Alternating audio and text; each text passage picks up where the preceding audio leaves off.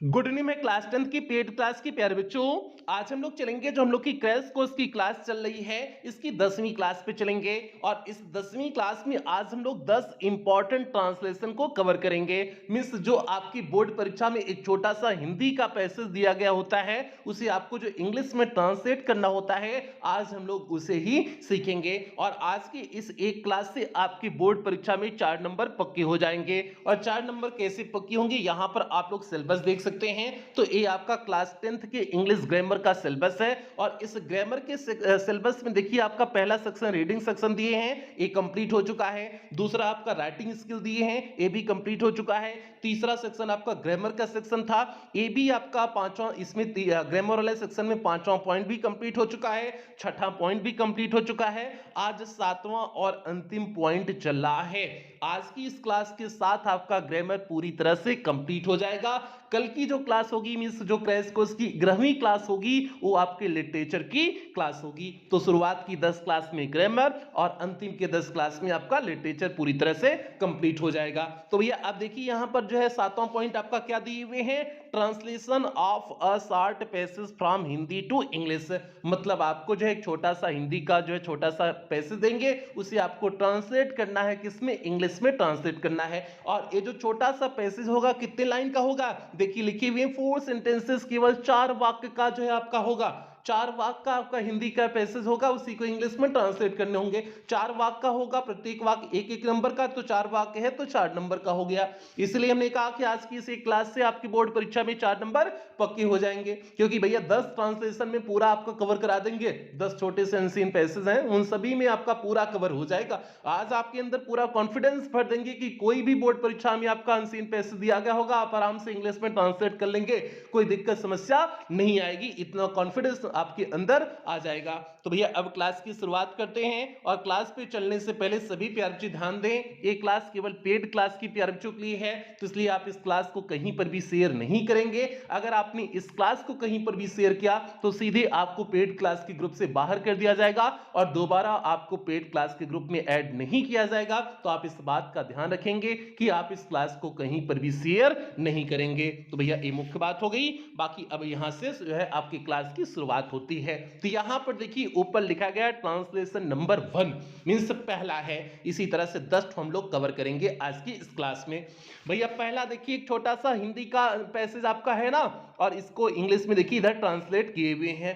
तो भैया एक एक करके हम लोग सीखेंगे कि कैसे ट्रांसलेट करेंगे। और पहले कुछ बेसिक कॉन्सेप्ट जान जाइए ट्रांसलेशन करने से पहले, कि भैया बेसिक कॉन्सेप्ट ये है कि आपका जो वाक्य होता है ट्रांसलेशन का जो दिए होते हैं, 80% प्यार से प्रेजेंट इंडेफिनिट या पास्ट इंडेफिनिट में होता है, या फिर is am are was were के प्रयोग होता है। ठीक है, यहीं से 80% आपका ट्रांसलेशन हो जाता है। केवल इतने से आपको प्रेजेंट इंडेफिनिट पता होना चाहिए, पास्ट इंडेफिनिट पता होना चाहिए, और is am are was were has have had का प्रयोग पता होना चाहिए। बाकी इतना आपका काम हो जाएगा। बाकी अन्य जितने भी टेंस हैं, उन सभी टेंस की केवल अगर आपको हेल्पिंग वर्ब पता है तब भी आपका काम हो जाएगा। केवल हेल्पिंग वर्ब और उस टेंस की पहचान क्या है, बस उतना आपको पता होना चाहिए। उससे ज्यादा आपको घुसने की जो है जरूरत नहीं है कि पेड़ चरर मरर करके गिर गया, या फिर सीता 4 घंटे से नहा नहा करके पढ़ रही है। तो इक्वल आपके एग्जाम में नहीं पूछा जाता है जो आप लोग पढ़े हो ट्रांसलेशन। ठीक है, तो इसलिए आप उसका बिल्कुल टेंशन ना ले, बिल्कुल जो यहां पर करा रहे हैं वैसे ध्यान दें। ठीक है, जितना बेसिक बता दी उतना पता रखिए, बाकी कोनो दिक्कत नहीं है। अब यहां पर देखिए आपके सामने जो है पहला जो है वाक्य है, राणा प्रताप मेवाड़ के राजा थे। अब पहले पूरा हम लोग पढ़ लेते हैं, फिर इसके बाद एक एक करके जो ट्रांसलेट करेंगे। राणा प्रताप मेवाड़ के राजा थे, अपने देश की स्वतंत्रता के लिए उन्होंने अनेक कष्ट उठाए। अकबर की सेना ने उन्हें हल्दीघाटी के युद्ध में हरा दिया। वे जंगलों में रहने लगे, किंतु उन्होंने हार नहीं स्वीकार किया। अब एक एक लाइन का देखिए जो है ट्रांसलेट करिए। राणा प्रताप मेवाड़ के राजा थे, अब इसे ट्रांसलेट करिए। राजा थे तो मतलब वाज का प्रयोग है, तो राणा प्रताप वाज हो जाएगा। राणा प्रताप थे, क्या थे, मेवाड़ के राजा, तो क्या कर देंगे, किंग ऑफ मेवाड़ कर देंगे। मेवाड़ के राजा अर्थात किंग ऑफ मेवाड़ हो जाएगा। तो हम क्या कर देंगे, Rana Pratap was king of Mewar. अब यही देखिए हमने यहां पर लिखे हुए हैं कि Rana Pratap was king of Mewar. अगला जो है देखिए, अगला आपका क्या है, अपने देश की स्वतंत्रता के लिए उन्होंने अनेक कष्ट उठाए। कष्ट उठाए मतलब सफर किए, और कष्ट उठाए पास्ट इंडेफिनिट टेंस है, तो ही सफर्ड हो जाएगा। उन्होंने कष्ट उठाया, ही सफर्ड हो जाएगा, तो उन्होंने कष्ट उठाया, मच मतलब बहुत सारे कष्ट उठाए। यहां पर दिए ना अपने देश की स्वतंत्रता के लिए उन्होंने अनेक कष्ट उठाए, अनेक अर्थात जो है बहुत सारे अर्थात मच हो जाएगा, क्योंकि जो है सफर के साथ मच ही लगाएंगे, मैनी नहीं लगा सकते हैं। तो ही सफर्ड मच, उन्होंने जो है अनेक कष्ट उठाए, किस लिए? अपने देश की स्वतंत्रता के लिए। तो क्या कर देंगे? फार्मिस के लिए, the freedom of his country, अपने देश की स्वतंत्रता के लिए। तो इसी को पूरा वाक्य बना दीजिए, क्या हो गया? He suffered much for the freedom of his country। अब देखिए यही यहां पर लिखे होंगे कि he suffered much for the freedom of his country। अगला वाक्य देखिए आगे है, अकबर की सेना, अकबर की सेना मीन्स हो जाएगा आर्मी ऑफ अकबर, अकबर की सेना मीन्स आर्मी ऑफ अकबर ने उन्हें हल्दी घाटी की युद्ध में हरा दिया। हरा दिया मतलब जो है पास्ट इंडेफिनिट टेंस, डिफीट का सेकंड फॉर्म डिफीटेड हो जाएगा, डिफीट मीन्स होता है हराना होता है ना। तो army of Akbar defeated him means Akbar की सेना ने उन्हें हरा दिया, कहां पर? हल्दी घाटी के युद्ध में। तो अब आगे कर देंगे इन दी वार ऑफ हल्दी घाटी मीन्स हल्दी घाटी के युद्ध में। तो आगे वही देखिए हमने बनाकर लिखे हैं कि army of Akbar defeated him in the war of Haldi Ghati means Haldi Ghati के युद्ध में जो है अकबर की सेना ने उन्हें हरा दिया। आगे देखिए आगे क्या है, आगे आपका है वे जंगलों में रहने लगे, वे जंगलों में रहने लगे मतलब प्रेजेंट इंडेफिनिट टेंस है। तो जो है ही बिगेन टू लिव, वह जंगलों में रहने लगे, इन दी फॉरेस्ट मीन्स जंगल में, he began to live in the forest, वह जंगलों में रहने लगे। एंड आगे है क्या?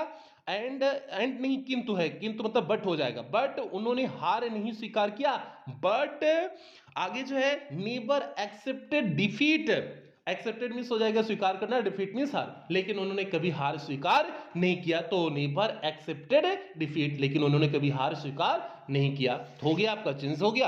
अब पूरे का क्या कर देंगे? He began to live in the forest but never accepted defeat.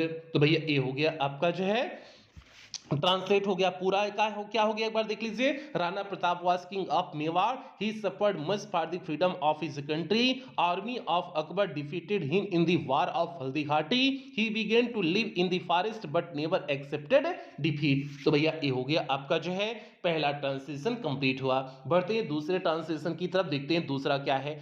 यहां पर देखिए आपके सामने दूसरा है, और ये पहला वाला ट्रांसलेशन भैया यूपी बोर्ड 2013 और 2020 में पूछा गया ट्रांसलेशन है, तो भैया इंपॉर्टेंट था। जितने भी 10 लिए हुए हैं ना, 10 इंपॉर्टेंट है, क्योंकि 10 प्रीवियस ईयर में पूछे गए इंपॉर्टेंट आपके ट्रांसलेशन है, तो इसलिए आप 10 को अच्छी तरह से कवर करेंगे। इसमें किसी भी प्रकार की कोई लापरवाही बर्दाश्त नहीं होगी, इस चीज को आप दिमाग में अपने सेट कर लीजिए।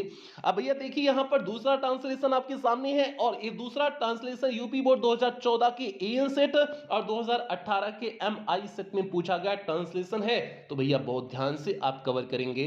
ठीक है, अब देखिए क्या है। ईश्वर चंद विद्यासागर एक योग्य अध्यापक थे मतलब वाज हो जाएगा, ईश्वर चंद विद्यासागर वाज हो जाएगा, एक योग्य अध्यापक थे, तो was a learned teacher, learned means हो जाएगा योग्य या कुशल हो जाएगा। ठीक है, तो वाज अ लर्नेड टीचर, तो अब देखिए वही लिखे हैं, Ishwar Chand Vidyasagar was a learned teacher means एक योग्य शिक्षक थे। आगे उसके बाद है, आगे कई विद्यार्थी उनके पास पढ़ने आते थे, कई विद्यार्थी मींस मेनी स्टूडेंट्स, कई विद्यार्थी बोले तो मेनी स्टूडेंट्स पढ़ने आते थे मींस जो है हो जाएगा आते थे मतलब हो जाएगा पास्ट इंडेफिनिट केम हो जाएगा, कम का सेकंड फॉर्म केम हो जाएगा। Many students came to him, उनके पास आते थे टू स्टडी मींस पढ़ने के लिए, तो many students came to him, उनके पास आते थे टू स्टडी मींस पढ़ने के लिए। तो वही हो गया आपका, देखिए लिखे हुए हैं कि many students came to him, उनके पास आते थे टू स्टडी मींस पढ़ने के लिए। ठीक है, आगे देखिए, आगे है विद्यासागर ने विद्यार्थियों की सुविधा के लिए व्याकरण की एक पुस्तक लिखी पास्ट इंडेफिनिट टेंस है, तो क्या हो जाएगा? विद्यासागर राइट का सेकंड फॉर्म रोट हो जाएगा, विद्यासागर रोट। अब क्या इन्होंने रोट किया? एक व्याकरण की पुस्तक लिखा ना, तो अब उसी चीज को लिख दीजिए कि Vidyasagar wrote a book on grammar means grammar की किताब लिखा, किस लिए? विद्यार्थियों की सुविधा के लिए, फॉर मींस के लिए, for the use of students means छात्रों की प्रयोग के लिए, छात्रों के उपयोग के लिए, या फिर छात्रों की सुविधा के लिए। तो आपका पूरा वाक्य क्या हो जाएगा? Vidyasagar wrote a book on grammar for the use of students. यही देखिए यहां पर लिखे हैं कि Vidyasagar wrote a book on grammar for the use of students. अगला देखिए, अगला आपके सामने है, अगला सेंटेंस है, उन्होंने शिक्षा की उन्नति के लिए अनेक कार्य किए, पास्ट इंडेफिनिट टेंस फिर आ गया तो क्या हो जाएगा, ही। अब आगे जो है कार्य करने का क्या हो जाएगा, डू मतलब होता है करना, तो सेकंड फॉर्म डू, डिड होता है तो डिड कर देंगे। ही डिड सेवरल वर्क्स, मतलब उन्होंने बहुत सारे कार्य किए, किस लिए, for the progress of education, शिक्षा की उन्नति के लिए। प्रोग्रेस मींस होता है उन्नत होता है, और जो एजुकेशन में शिक्षा के उन्नति के लिए उन्होंने बहुत सारे काम किए, तो हो गया ही did several works for the progress of education. अब देखिए वही लिखे हुए हैं कि ही did several works for the progress of education, मतलब शिक्षा के जो है उन्नति के लिए, तो हो गया आपका ए। दूसरा भी कंप्लीट हुआ, तो दूसरा कंप्लीट हुआ, एक बार और देख लेते हैं, फिर तीसरे की तरफ हम लोग आगे बढ़ेंगे। हो गया आपका दूसरा, Ishwarchand Vidyasagar was a learned teacher, many students came to him to study, Vidyasagar wrote a book on grammar for the use of students, he did several works for the progress of education. आगे भैया बढ़ते हैं, आगे देखते हैं आपका जो है तीसरा ट्रांसलेशन, तीसरा स्टार्ट हिंदी का पैसेज क्या है, उसे कैसे ट्रांसलेट करेंगे, ठीक है। अब यहां पर देखिए तीसरा आपके सामने है, तीसरा है प्रयागराज एक प्रसिद्ध नगर है, भैया बहुत इंपॉर्टेंट ये भी है, ये यूपी बोर्ड 2015, 18 और 2022 में पूछा गया प्रश्न है, तो भैया बहुत इंपॉर्टेंट है। तो प्रयागराज एक प्रसिद्ध नगर है, तो क्या हो जाएगा, प्रयागराज इज हो जाएगा, अ फेमस सिटी हो जाएगा, फेमस मींस हो जाएगा प्रसिद्ध हो जाएगा, और सिटी मींस शहर, तो Prayagraj is a famous city, तो प्रयागराज एक प्रसिद्ध शहर है। अब वही देखिए लिखे हुए हैं, Prayagraj is a famous city. आगे है, इसका एक गौरवशाली इतिहास है, इसका मतलब प्रयागराज डायरेक्ट सब्जेक्ट नहीं दिए हैं तो इट हो जाएगा प्रयागराज के लिए, नॉन लिविंग थिंग्स के लिए आप इट का प्रयोग करते हैं ना, तो इट हो जाएगा। तो इट है जिसका है, अ ग्लोरियस हिस्ट्री मींस एक शानदार या गौरवशाली इतिहास, ग्लोरियस मींस होता है शानदार या गौरवशाली होता है, तो अब यही देखिए लिखे हुए हैं, it has a glorious history, इसका एक शानदार इतिहास है। आगे है जो है, यहां गंगा और यमुना का संगम है, संगम बोले तो कन्फ्लुएंस, कन्फ्लुएंस मींस होता है संगम होता है, तो दियर इज अ कन्फ्लुएंस, यहां पर एक संगम है, किसका, गंगा एंड यमुना का, तो Ganga and Yamuna, their is a confluence of Ganga and Yamuna, तो उसी को देखिए लिख दिए हुए हैं कि there is a confluence of Ganga and Yamuna here, means यहां पर, इसलिए हियर भी लास्ट में जोड़ना था तो जोड़ दिए हैं। आगे है यहां उत्तर प्रदेश का उच्च न्यायालय है, तो यहां के लिए आप क्या कर देंगे, दियर मींस वहां या यहां, दियर इज अ हाई कोर्ट, यहां पर क्या है, एक उच्च न्यायालय है, ऑफ उत्तर प्रदेश, कहां का ये है, वो हाई कोर्ट उत्तर प्रदेश का, तो आप उत्तर प्रदेश जोड़ देंगे, तो आप देखिए वही लिखे हुए हैं कि there is a high court of Uttar Pradesh, यहां उत्तर प्रदेश का एक उच्च न्यायालय है। आगे है, यह एक स्वच्छ एवं सुंदर नगर है, स्वच्छ एवं सुंदर मतलब होता है नीट एंड क्लीन, ठीक है, यह मतलब this is a neat and clean city हो जाएगा, तो दिस उसके बाद इज, इसका सिंपल प्रयोग हो गया, is NEET and clean city हो जाएगा। अब देखिए वही लिखी हुई है, this is the neat and clean city, तो भैया ये आपका तीसरा ट्रांसलेशन भी कंप्लीट हुआ। देखिए छोटा सा अनसीन पैसेज था, छोटा सा जो हिंदी का अनसीन पैसेज था, आप आसानी से कर लिए, कोई दिक्कत नहीं है, बस कॉन्फिडेंस बनाए रखिए और वाक्यों को बना करके लिखना सीख जाइए। आप देख रहे हैं कोई बहुत ट्रांसलेशन का तोप इसमें नहीं प्रयोग हो रहा है, इसमें बस बेसिक ट्रांसलेशन है, बस जो वर्ड्स की मीनिंग होती है वो आपको पता होना चाहिए, किस वर्ड की इंग्लिश मीनिंग क्या है इसे आपको पता होना चाहिए, बाकी कोई दिक्कत समस्या नहीं है।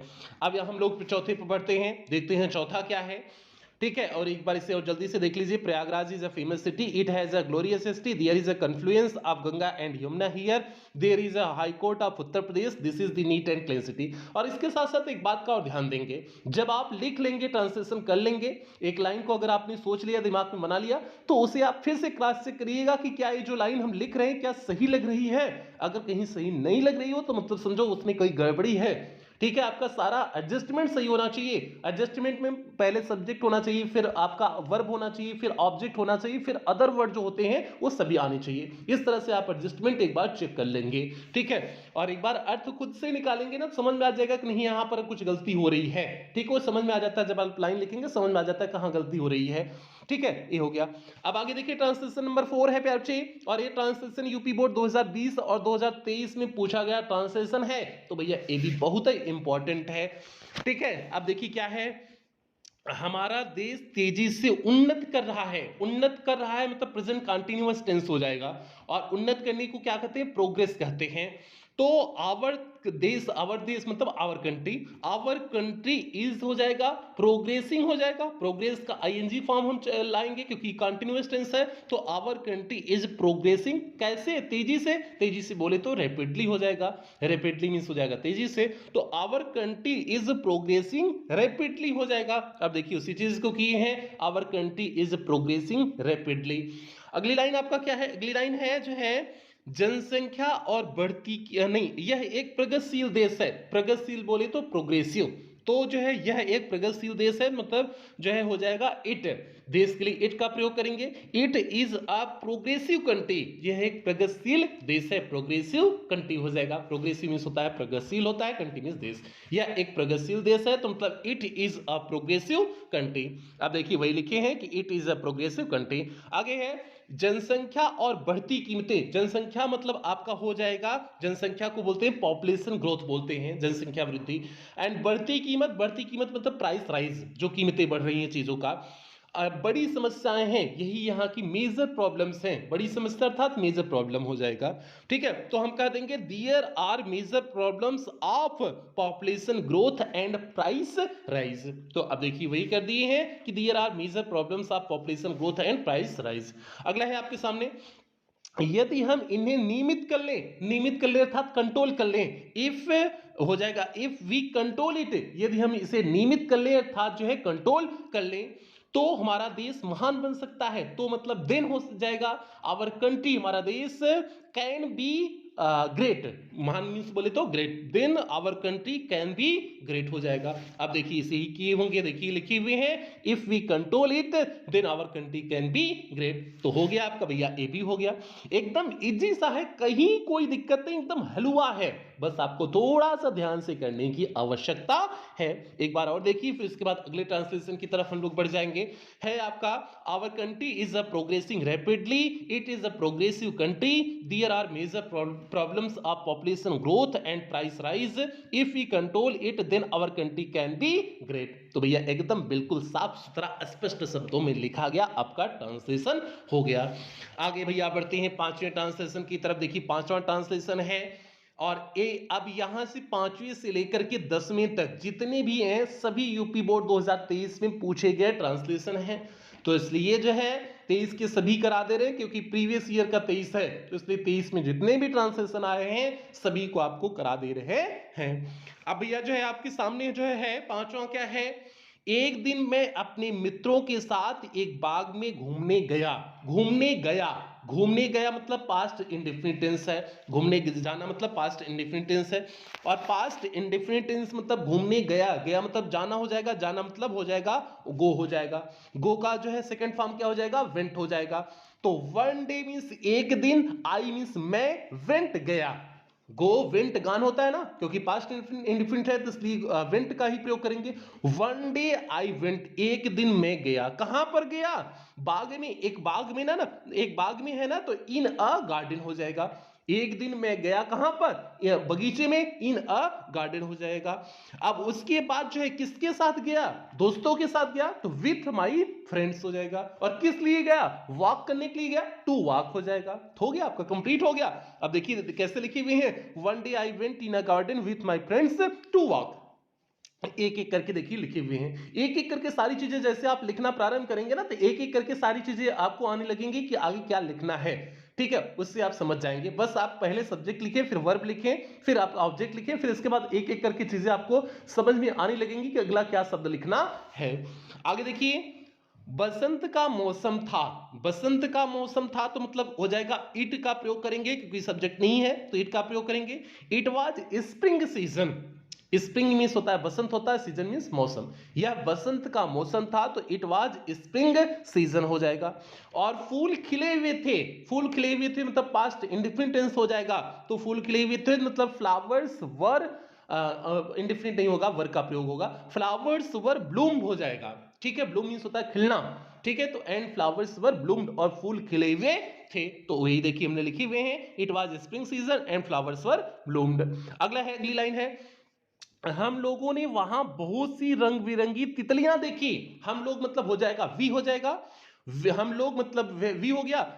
देखी मतलब जो है सी सा सीन, तो सा आपका सेकंड फॉर्म हो जाएगा क्योंकि पास्ट इंडेफिनिट है तो सेकंड फॉर्म हो जाएगा। वी सा हम लोगों ने देखा, क्या देखा? बहुत सारी रंग बिरंगी तितलियां, तो मैनी कलरफुल बटरफ्लाइज।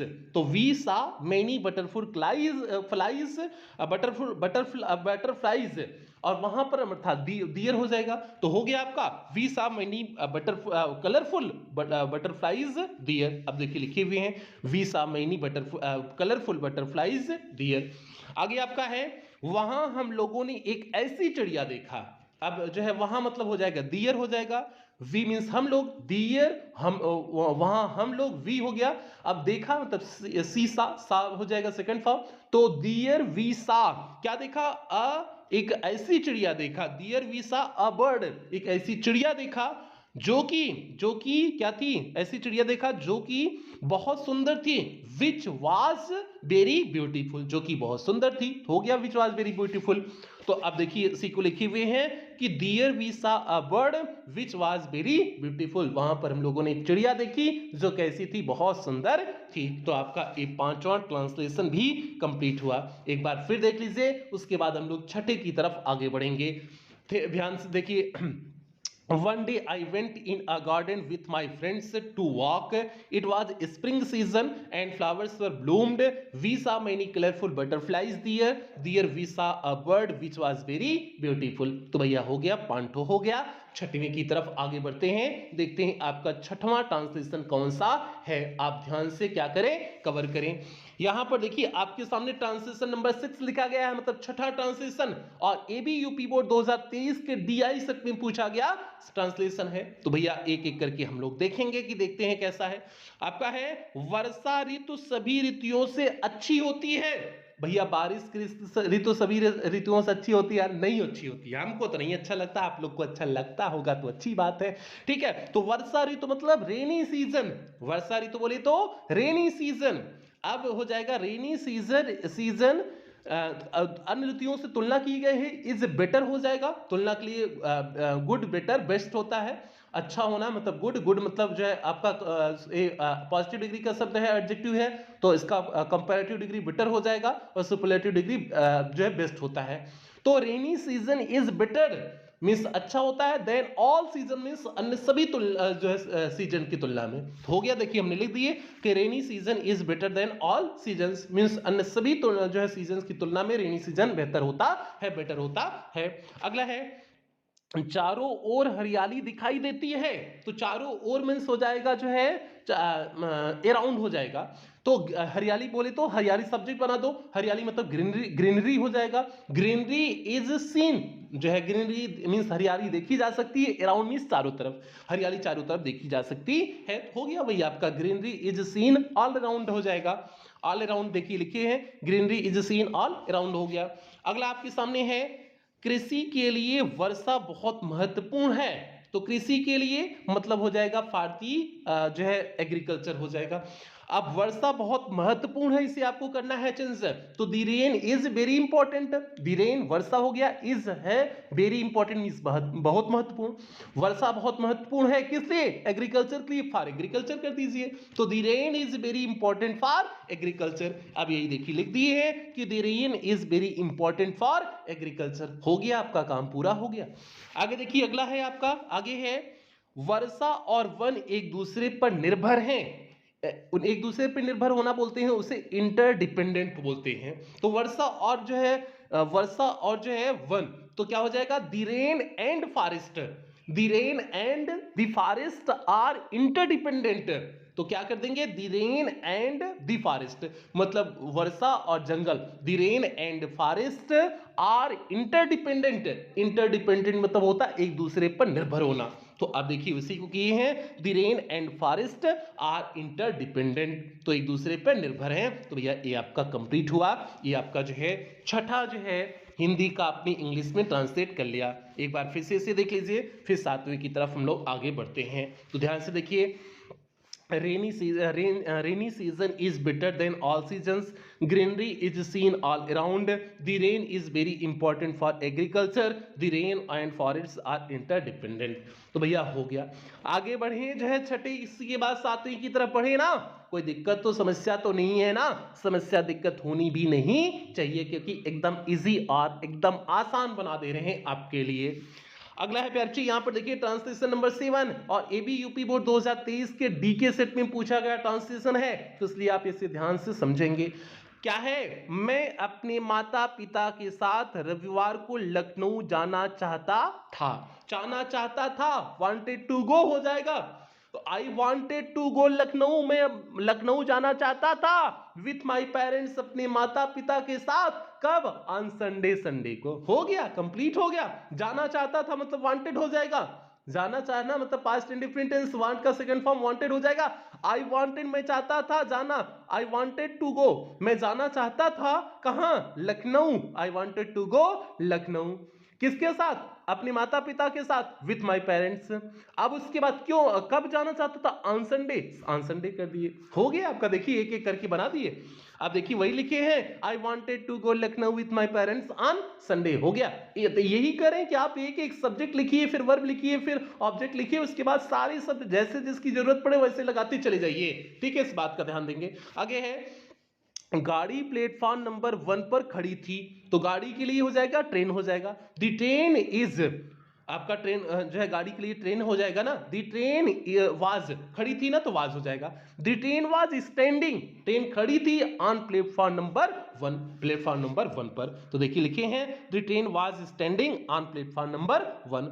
आगे है, गाड़ी में भीड़ नहीं थी, तो गाड़ी में भीड़ नहीं थी इसे क्या कर देंगे? There was no crowd in train, train में भीड़ नहीं थी। देयर का क्योंकि सब्जेक्ट नहीं है तो देयर लगा देंगे। देयर वाज मींस नहीं, वाज नो क्राउड कोई भीड़ नहीं थी, in the train means train में कोई भीड़ नहीं थी। देखिए लिखे हुए हैं, there was no crowd in train. आगे है, इसलिए हम लोग, इसलिए मतलब हो जाएगा सो हम लोग मतलब वी जो है हम लोग आसानी से बैठ गए, इसलिए सो वी सैट इजली हो जाएगा। हम लोग बैठ गए, past indefinite tense sit sat second form होता है, तो वी सैट इजली आसानी से बोली तो इजली हो गया, सो वी सैट इजली हो जाएगा। आगे है, गाड़ी सही समय से चलती, तो गाड़ी के लिए हो जाएगा the train had departed on right time हो जाएगा, चलना का डिपार्ट हो जाएगा। The train had departed means चलती ऑन राइट टाइम, सही टाइम पे, वही लिख दिए। The train had departed on right time. हो गया आपका जो है ये 7वां भी कंप्लीट हो गया। एकदम इजी है, बार बार करें, एकदम हलवा होता है, बस आपको थोड़ा सा समझने की आवश्यकता है, एकदम जरा सा दिमाग लगाने की आवश्यकता होती है। अगर आप जरा सा दिमाग लगा लेंगे तो आपका काम हो जाएगा, अगर आप उस जरे से दिमाग को नहीं लगा रहे हैं तो भैया काम नहीं होगा। ठीक है, अब जो है आगे बढ़ते हैं 8वीं की तरफ। एक बार इसे और देख लीजिए, I wanted to go Lucknow with my parents on Sunday, the train was standing on platform number 1, there was no crowd in train, so we sat easily, the train had departed on right time. अगला 8वां आपके सामने है, AB UP board 2023 के DN set में पूछा गया था। 8वां क्या है, ईमानदार व्यक्ति सच्चाई का मार्ग कभी नहीं छोड़ता है। ईमानदार व्यक्ति बोले तो एन ऑनेस्ट मैन, ईमानदार व्यक्ति। अब नेबर मींस कभी नहीं छोड़ता है, नेबर लिव्स, छोड़ने का क्या हो जाएगा? लिव्स हो जाएगा। प्रेजेंट इंडेफिनिट टेंस है प्यारे, छोड़ता है प्रेजेंट इंडेफिनिट टेंस है, तो an honest man never leaves, एक ईमानदार कभी नहीं छोड़ता है। क्या नहीं छोड़ता है? सच्चाई का मार्ग। तो क्या हो जाएगा सच्चाई मार्ग के लिए? The way of truth, way means रास्ता, मार्ग, और ट्रूथ मीन्स सच्चाई का। तो सिंपल से आपने क्या कर दिया, an honest man never leaves the way of truth. तो आपने सब्जेक्ट ऑनेस्ट मैन किया, उसके बाद नेबर का प्रयोग किया, फिर लिव का वर्ब का प्रयोग किया, फिर जो है आप जो आपका ऑब्जेक्ट था द वे ऑफ ट्रूथ उसे आपने लिख दिया। हो गया, कंप्लीट हो गया। आगे है, वह परिश्रमी होता है, तो परिश्रमी के लिए लेबोरियस बोलते हैं, तो ही इज लेबोरियस, वह परिश्रमी होता है। लेबोरियस बोले तो परिश्रमी, तो वह परिश्रमी होता है। वह दूसरों का हिस्सा नहीं लेना चाहिए, देखिए ही इज लेबोरियस लिखे हैं। आगे वह दूसरों का हिस्सा नहीं लेना चाहता है, ये भी प्रेजेंट इंडेफिनिट टेंस है, तो ही does not want, he does not want, वह नहीं चाहता है टू टेक मींस लेना, पार्ट ऑफ अदर्स मींस दूसरों का हिस्सा, पार्ट मींस होता है हिस्सा, ऑफ अदर्स मींस दूसरों का, वह दूसरों का हिस्सा नहीं लेना चाहता। देखिए लिखे हैं he does not want to take part of others, वह दूसरों का हिस्सा नहीं लेना चाहता। आगे है वह सादा जीवन उच्च विचार पसंद करता है, तो पसंद करता है भी प्रेजेंट इंडेफिनिट टेंस में है, तो ही लाइक्स वह पसंद करता है सिंपल लिविंग सादा जीवन एंड हाई थिंकिंग और उच्च विचार, तो simple life and high thinking बोलते हैं ना, तो ये हो गया कि ही लाइक्स पसंद करता है सिंपल लिविंग सादा जीवन एंड हाई थिंकिंग उच्च विचार पसंद करता है। हो गया आपका जो है देखिए लिख दिए हैं कि he likes simple living and high thinking. तो भैया ये आपका नंबर जो है 8वां नंबर का भी ट्रांसलेशन कंप्लीट हुआ। देखिए इतना इजी था, ये पूरा आपका ट्रांसलेशन ही प्रेजेंट इंडेफिनिट टेंस में था। प्रेजेंट इंडेफिनिट टेंस के अलावा इसमें कुछ प्रयोग ही नहीं किया गया है, किसी अन्य टेंस का प्रयोग ही नहीं किया गया है, तो आप देख सकते हैं कितना इजी और आसान होता है। बस आपको तनी से दिमाग लगाने की आवश्यकता होती है। अब तनी सा भी दिमाग नहीं लगाओगे तो भैया दिक्कत है, ठीक है, तनी से दिमाग तो आपके अंदर रहना चाहिए ना, ठीक है। आगे है भैया ट्रांसलेशन नंबर 9, नवा ट्रांसलेशन भी आपके सामने आ चुका है, और ये नवा ट्रांसलेशन यूपी बोर्ड 2023 के डीजे सेट में पूछा गया था, ठीक है। और क्या है इसमें देखिए, कल मैं बाजार जा रहा था, तो कल के लिए स्टडी शब्द का प्रयोग करते हैं, तो I was going to market study, study last में लगाएंगे, पहले नहीं लगाएंगे। मैं बाजार जा रहा था तो मतलब आई हो जाएगा, वाज हो जाएगा, जा रहा था कंटिन्यूअस टेंस है, तो I was going to market, मैं बाजार जा रहा था कब, स्टडी, कल, हो गया I was going to market study. तो देखिए लिख दिए I was going to market study. अगला है रास्ते में एक बूढ़ा व्यक्ति मिला, तो रास्ते में हो जाएगा ऑन दी वे हो जाएगा, ऑन दी वे मींस रास्ते में, सब्जेक्ट बना दिए ऑन दी वे। मिलना का क्या होता है, मीट का सेकेंड फॉर्म मेट होता है, तो on the way met and old man means रास्ते में एक बूढ़ा व्यक्ति मिला, हो गया, वही देखिए लिखे हुए हैं on the way met means मिला एंड ओल्ड मैन मींस एक बूढ़ा व्यक्ति।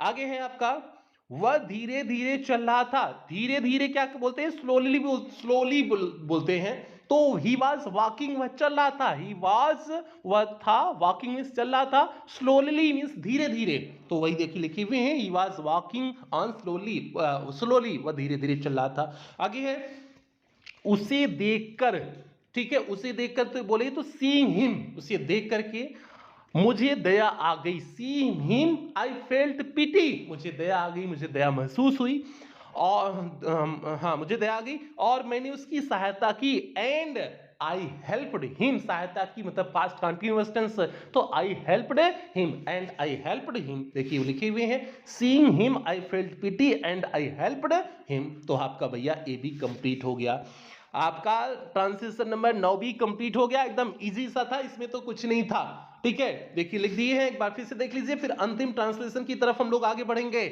I was going to market yesterday. On the way, met an old man. He was walking slowly.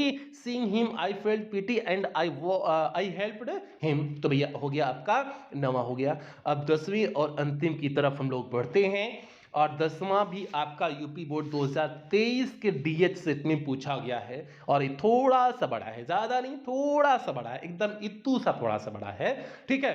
अब देखिए इसमें क्या है, हमने 27 दिसंबर को अपनी दादी का 75वां जन्मदिन मनाया, मनाया मतलब हो जाएगा पास्ट इंडिफिनिटेंस, तो वी सेलिब्रेटेड, मनाने का क्या होता है, सेलिब्रेट करना होता है, तो पास्ट इंडिफिनिटेंस है तो इसलिए सेकंड फॉर्म लगा देंगे, तो वी सेलिब्रेटेड हमने मनाया, क्या मनाया, 75 बर्थडे मनाना, 75th birthday, we celebrated 75th birthday, और किसका बर्थडे था, ऑफ आवर ग्रैंड मदर, दादी माँ मतलब दादी माँ बोले तो ऑफ आवर ग्रैंड मदर, हमारी दादी माँ का, और किस तारीख को था, ऑन 27 दिसंबर, तो ऑन 27 दिसंबर आगे जोड़ देंगे। तो देखिए इसी तरह से कुछ लिखे होंगे, देखिए लिखे हुए हैं We celebrated the 75th birthday of our grandmother on 27th December। देखिए वही चीजें यहां पर लिखे हैं। आगे है जाड़े की छुट्टियां होने के कारण, अब के कारण बोले तो ड्यू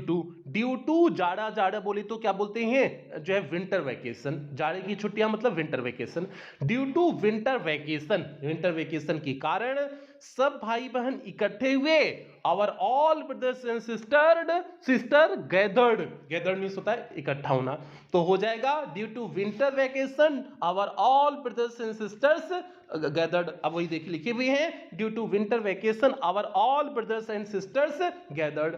आगे क्या है, आगे देखिए आपका आगे लिखे हुए हैं, सुबह हमने पूजा आयोजित की, सुबह हो जाएगा इन दी मॉर्निंग हो जाएगा, ठीक है। तो आपका क्या कर देंगे, यही है ना, सुबह हमने पूजा आयोजित की और दादी को लंबी उम्र देने के लिए ईश्वर को धन्यवाद दिया, ठीक है। तो हाँ जो है यही आपका हो जाएगा, ठीक है। हाँ ठीक है, आप पहले बाद वाले को कर लीजिए। बाद वाला आपका क्या है, दादी को लंबी उम्र देने के लिए ईश्वर को धन्यवाद किया, एंड जो है हाँ वी प्लान कर देंगे, we plan to worship on morning, सुबह हमने जो है पूजा करने का प्लान बनाया, पूजा आयोजित किया था, पूजा करने का प्लान बनाया, एंड थैंक टू गॉड, और ईश्वर को धन्यवाद दिया, for given long life to grandmother, दादी माँ को लंबा जीवन देने के लिए। तो ये हो जाएगा, देखिए इसी तरह से कुछ लिखे हुए होंगे, देखिए लिखे हैं we plan to worship on morning and thank to God for given long life to grandmother, वही लिखे हुए हैं, कोई परिवर्तन नहीं है।